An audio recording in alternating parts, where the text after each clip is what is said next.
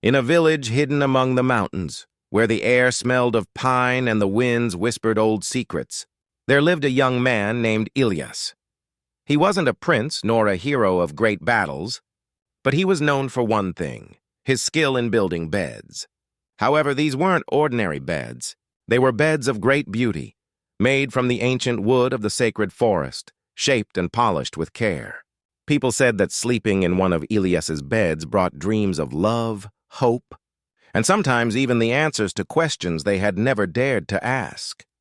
Ilyas lived alone, with no family to care for him and no friends to speak of. His life was simple. He worked on his beds, lived in a small stone cottage, and kept to himself. But there was something inside him, a kind of quiet sadness that he couldn't shake. It wasn't that he hated his life, but something was always missing. A feeling that had long been buried under the weight of the work he did. He often wondered if he would ever find what he truly needed. Every day, he would work on his beds, carving the wood with practiced hands. Each one was unique, each one a small piece of art. As he worked, the sound of the axe cutting through the wood and the rhythm of his hands became a comfort. Yet there was a stillness in his heart that no bed could ever fill. One evening, as the sun was beginning to dip behind the hills, casting the world in soft orange light, Ilyas was finishing a new bed, one he had worked on for days. He stepped back to admire it, a beautifully crafted piece of furniture, the wood gleaming under the fading light. As he wiped his hands on his apron, he heard a soft sound from the doorway of his cottage. Turning, he saw a figure standing there, silhouetted against the light of the evening sky. The woman who stood there was unlike anyone Ilyas had ever seen. She was tall, with long, dark hair that flowed like a river behind her. Her eyes were a striking shade of green, almost glowing in the dim light. She wore a simple yet elegant dress that seemed to shimmer slightly, as though woven from moonlight itself. She wasn't from around here.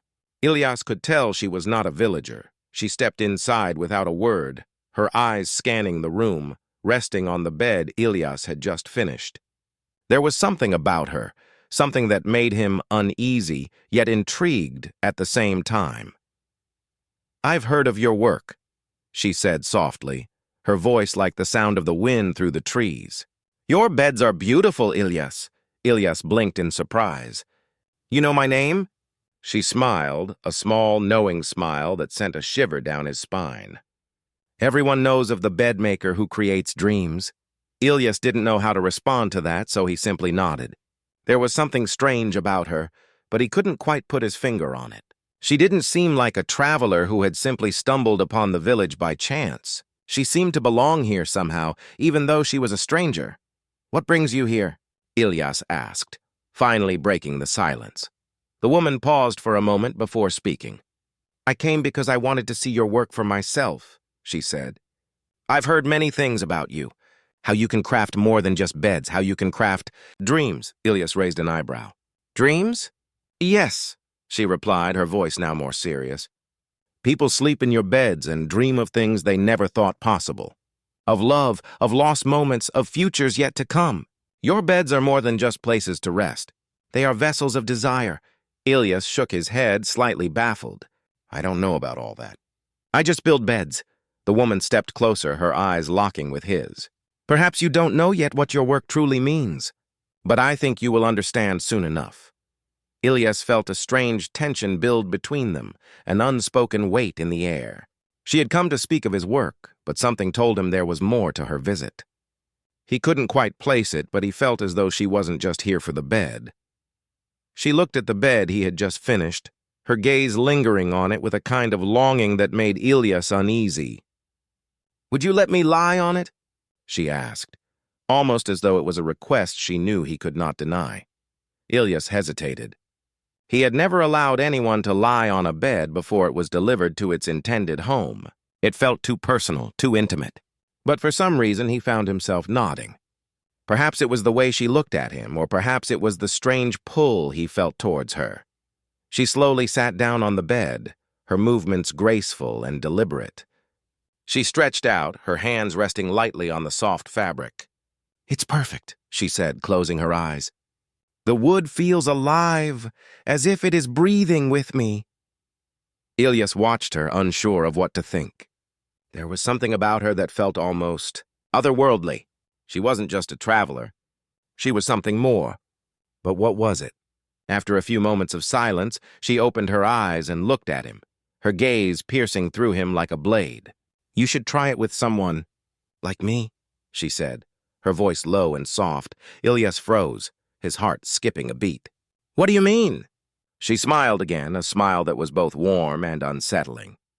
"You've built so many beds for others, but have you ever considered what it would be like to lie in one yourself? To feel it, to understand it in the way your customers never can?" Ilyas opened his mouth to respond, but no words came. He didn't know what to say. There was something about her words, something that made his chest tighten. Was she suggesting what he thought she was, or was he reading too much into it? Her eyes never left his. "Maybe it's time for you to feel it," she said, her voice barely a whisper. Ilyas took a step back, suddenly feeling overwhelmed. He didn't understand why, but the thought of lying on the bed with her, of being so close to this woman he barely knew, terrified him. But it also excited him in a way he hadn't felt in years. Before he could say anything, the woman sat up and stood from the bed. Her eyes softened and she placed a hand gently on his shoulder. "You don't have to answer me now, Ilyas," she said, her voice reassuring. "But I think you should consider it.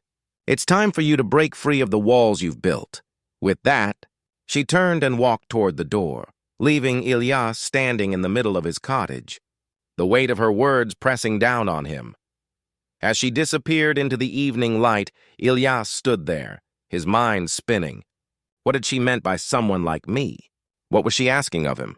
And most of all, why did it feel like his whole world was shifting? Like something deep inside him was being awakened by her simple words.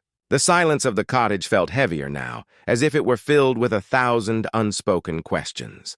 And Ilyas was left standing alone, staring at the bed he had built, and wondering if it had been built for someone else or for him.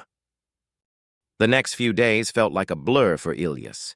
He couldn't stop thinking about the woman, Lyra, she had called herself. Her words echoed in his mind like a soft whisper, carrying the weight of a question he wasn't sure he wanted to answer. "You should try it with someone like me." Ilyas had built many beds in his life. His hands knew the craft better than anyone. But no matter how skilled he was with wood, there was something about Lyra that he couldn't quite shape or understand. She had come to him like a stranger, but she didn't feel like one. She had stirred something deep inside him, something he had long buried. He spent the next several days working in his cottage, carving and polishing, trying to focus on his work. But his thoughts always wandered back to her, to the way she had looked at him with those green eyes, full of both challenge and invitation. There was a pull he couldn't explain, something magnetic, and it made him uncomfortable. On the 4th day after her visit, Ilyas decided to take a walk. He needed to clear his head. The sun was high in the sky, and the village was quiet, with the only sound being the rustle of leaves in the breeze. The people here lived simply, each one going about their own lives, unaware of the strange tension that had entered Ilyas's world. As he wandered toward the edge of the village, he saw her again. Lyra. She was standing near the edge of the sacred forest, her back to him, staring at the trees with an almost wistful expression. The moment he saw her, his heart skipped a beat. He had not expected to find her here, yet there she was, as if waiting for him. She turned slowly, as though she had known he was approaching. "I thought I might find you here," she said softly, her voice carrying on the wind. Ilyas stopped a few paces away from her, his hands shoved into his pockets.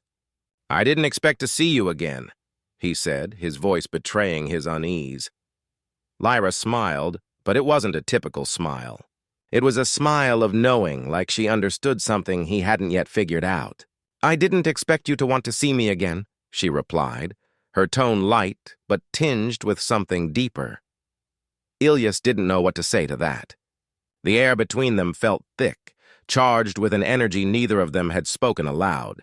"Why are you here?" he asked, trying to sound casual, though his voice betrayed him again. Lyra's gaze softened. I'm here because I think you need to stop hiding from what you truly want. You've spent so many years building things for other people, for their dreams and desires. But what about yours, Ilyas? What do you really want? Her question hit him harder than he expected. He opened his mouth to respond, but found himself at a loss for words. What did he want?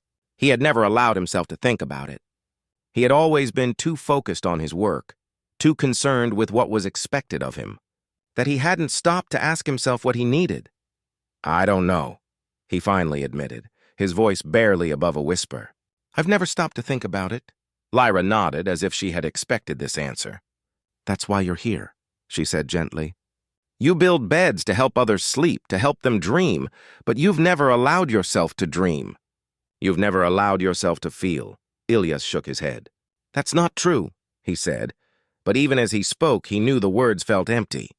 He had built his entire life around the idea of giving to others, of being there for everyone else, but in doing so, he had left nothing for himself. His heart felt like it had been hollowed out, and he hadn't even noticed until now. Maybe it's time for you to feel, Lyra said quietly, her voice carrying a softness that made him ache. Maybe it's time to stop running from what you really want. Ilyas felt a rush of emotions he couldn't explain. Fear, longing, and something else. Something he hadn't allowed himself to recognize. He had always been afraid to let anyone get too close, afraid that if he did, he might lose himself. But Lyra was different. She made him want to be seen, to be known. You don't know anything about me, he said, though there was no real heat in his words. Lyra took a step closer, her gaze never leaving his. I know enough, she said softly. I know that you are afraid of love, afraid of being vulnerable. But I also know that you are ready to break free, ready to live a life that isn't built on what others expect of you. Ilyas stared at her, his heart pounding in his chest. He could feel the weight of her words, but he wasn't sure if he was ready to hear them. Could he let go of the walls he had spent so many years building? Could he risk everything for something he wasn't sure he understood? Before he could respond, Lyra turned away, walking toward the edge of the forest. You can follow me, Ilyas, she called over her shoulder, her voice carrying with the wind. But only if you're ready to stop running. Ilyas stood frozen, watching her as she disappeared into the trees. A part of him wanted to run after her, to find out what would happen if he let go of his fears. But another part of him, the part that had always kept him safe, the part that had built the walls around his heart, told him to stay away. But as the minutes ticked by, Ilyas realized something. He was tired of living in the shadows of his own fears. He was tired of hiding from the truth. He was ready to find out what it felt like to truly live, to truly feel. He turned and followed her into the forest. The deeper he walked into the trees, the more he felt the pull of something powerful, something ancient. Lyra was waiting for him, standing by a small clearing, her back turned. The air around them seemed to hum with energy, as though the forest itself was holding its breath. You came, she said softly, turning to face him. I didn't think you would. Ilyas took a step toward her, his heart pounding in his chest. I don't know what this is, but I'm here. Lyra smiled, a gentle, knowing smile. This is where it starts, she said. This is where you begin to stop hiding, where you begin to live for yourself. Ilyas felt the weight of her words, and for the first time in a long time, he felt like he was standing at the edge of something new, something frightening and exciting, all at once. But before he could take another step, a loud sound broke the silence, a sharp crack, like something snapping in the distance. Ilyas turned to look, his heart racing. The sound was too close, too unnatural. Lyra's expression darkened, and she stepped back, her eyes widening in sudden concern. We need to leave now, she said urgently. What's going on? Ilyas asked, but his question was lost in the air as the noise grew louder, closer. Lyra's face turned pale. You should have never come here, Ilyas. The forest is awakening, and it's not just the trees that are moving. As the sound drew nearer, a shadow moved in the distance, and Ilyas realized with a jolt that it wasn't just the wind rustling the branches. Something was coming. Something ancient and dangerous, and it was coming for them.